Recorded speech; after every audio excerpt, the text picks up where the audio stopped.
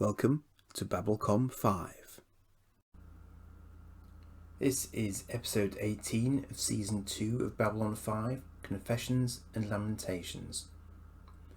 A markup ship is 10 hours overdue, and Ivanova is going to send Zeta Squadron out to check it over. It turns out Keffer has been out chasing his mystery ship and needs to return before the squadron can head out. Sheridan considers this and calls a halt to future free-time excursions on Keffer's part. Franklin is liaising with a Markab doctor called Lazarin over a Markab fatality that he's obliged to verify. Whilst there's no indication of foul play, this is one of several Markab fatalities in a number of days, which is statistically unlikely. So whilst Franklin accepts a natural cause of death, he's going to perform a routine autopsy. Ivanova gives Zeta Squadron the details of the mission and informs Keffer that he's no longer to conduct his trips into hyperspace. He's not happy, being convinced there's something out there since the rescue of the Cortez, but Ivanova less than subtly reminds him that he doesn't outrank her or the captain. Sheridan is having Minbari food as a return of the meal he had with Delenn earlier in the season. It turns out it's a rather elaborate affair that Lanier has conducted with full ritual, given Sheridan is an important guest. 15 stages of cooking over 2 days. Delenn's hair seems to have found a shape it's happy with, which suits her. It turns out Lanier hasn't slept and has been on strict rations throughout this time to ensure the sanctity of the meal, so Sheridan's got to be on best behaviour whilst eating it, in order that Lanier doesn't have to start all over again from scratch. Even Valen gets some flan, and there's meditation after each bite. The Markup ship is not responding to hails, and Keffer moves in for a close scan that identifies life forms, but no life signs. Over 200 Markabs are dead on board. In Medlab, Franklin has clearly found something he doesn't like the look of from his autopsy, and orders the other recent fatalities moved to his lab for testing. Meanwhile, Keffer is bringing the transport in and orders a med team to be on standby. Sheridan, meanwhile, has dozed off, but fortunately the meal was complete before he gets called to the Markab ship. Delenn and Lanier exchange comments in Minbari after he leaves, suggesting a human rolling of eyeballs. Things are more serious in the docking bay. Dr. Lazarin is blocking access to the Markab ship when Franklin joins Sheridan and tells him he's identified the cause of death of the local Markabs, a plague of some kind. Lazarin reluctantly confirms this, and clearly he knew what was happening. He knows it's 100% fatal and 100% contagious, which I understand to mean if you come into contact with it, you contract it, and you die. As the bodies pile up from the ship, Franklin seeks to understand what's going on from Lazarin. He explains that the disease, Draffa, last appeared a long time ago on his homeworld, but because it burned itself out on an isolated colony known for its excesses, it passed into folklore, became something that only the immoral could contract. When it resurfaced, those close to patient zero, believing themselves moral, went out and spread the disease, thinking they were immune to it. This was a year ago. The fear and stigma around the disease is such that Lazarin and other doctors were forbidden to speak of it, but other Markab, fearing its spread, left their homeworld, and in doing so spread it to their colonies and elsewhere. Although some work has been done on a cure, the leaders are so in fear of their reputations and the disease being seen as a judgment on their race, they have not committed enough resources to the fight. Everything to do with it is unclean. Worse, Lazarin cannot tell Franklin whether it can infect other races. A Markab child is looking for her father and finds him, but he's gone. Delenn comforts the child as Franklin briefs station personnel on the incubation period being variable, but death following 24 hours after symptoms with no cure. Franklin desperately needs to find someone in whom the disease is active in order to be able to trace how it kills so rapidly. Sheridan basically gives him control of the management of the situation, but as Garibaldi says, trying to test every Markab is going to be difficult, given the extreme stigma that is implied by the suggestion they might have it, and are therefore somehow immoral. Sheridan puts the station under quarantine. Although testing of the Markab begins, some are already dead, and suspicions are being raised. Their ambassador confronts Sheridan, believing they have been infected by the immorality of others on the station.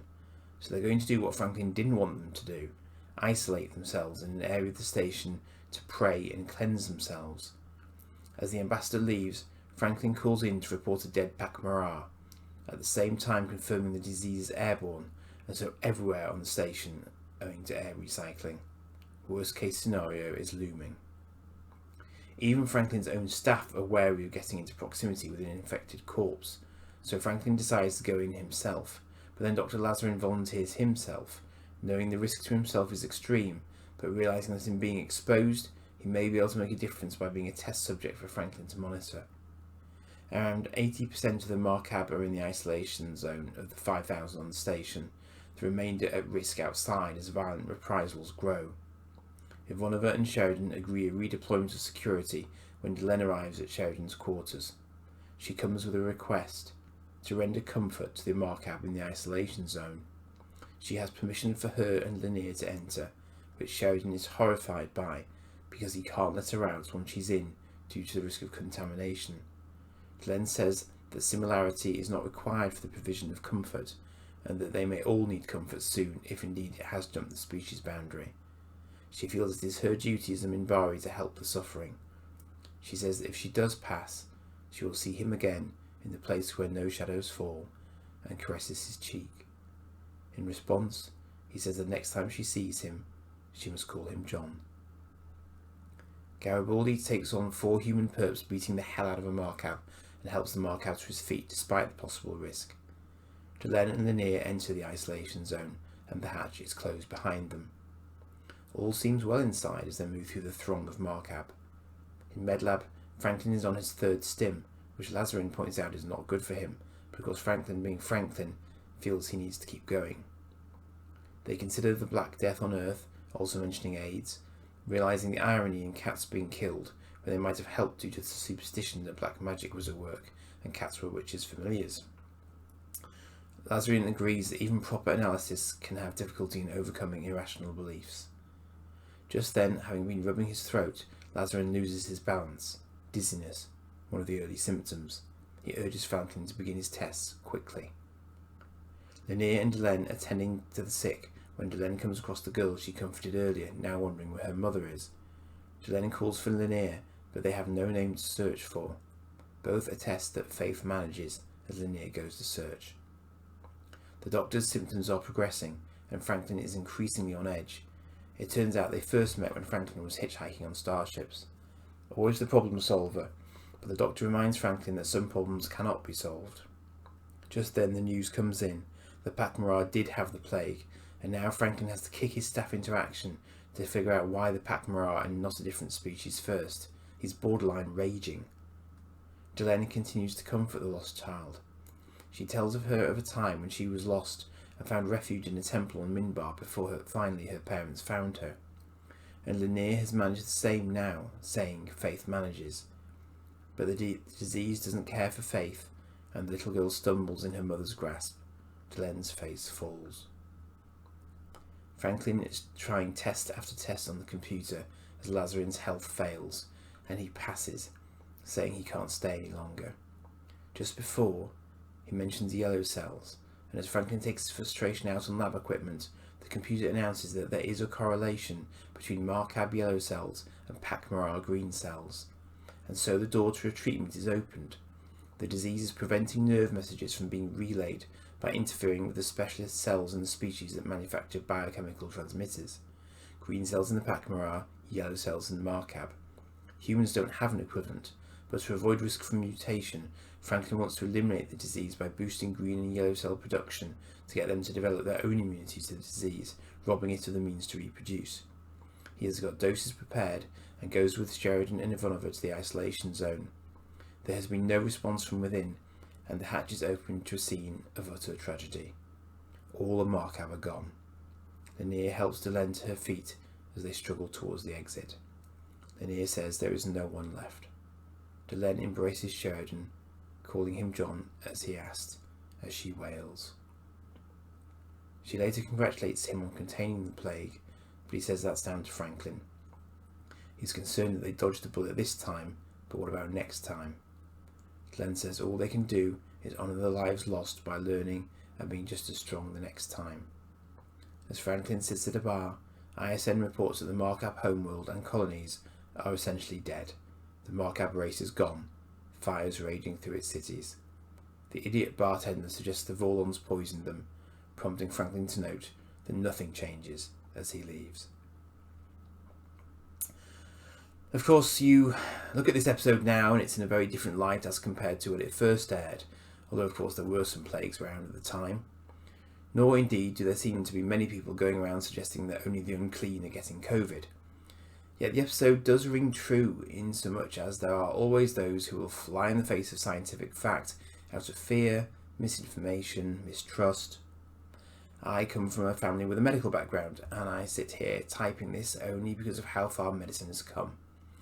I think we fear what we don't understand, yet it would be very simple to teach enough science to get everyone to understand.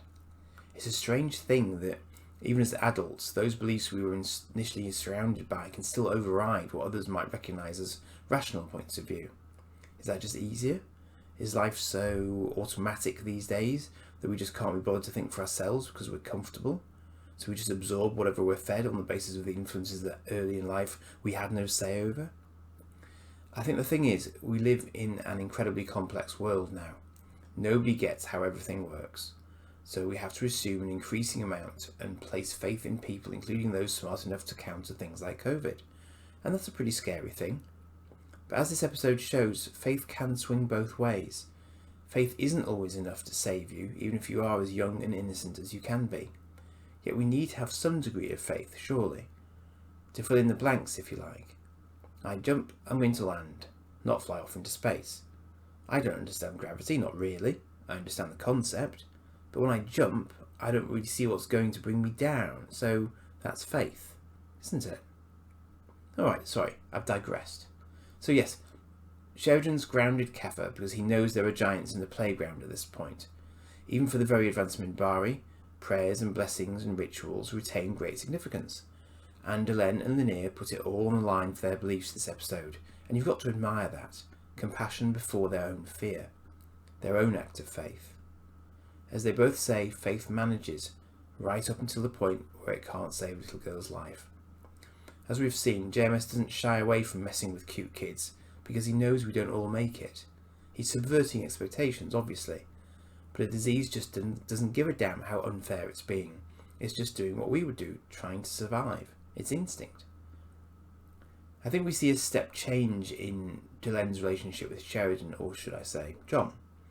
Despite how poorly he handled the meal situation, he tried, and that was respectful, and he recognised that Delenn felt she had no choice but to go into the isolation zone, and there was that understanding between them at that point that broke down barriers.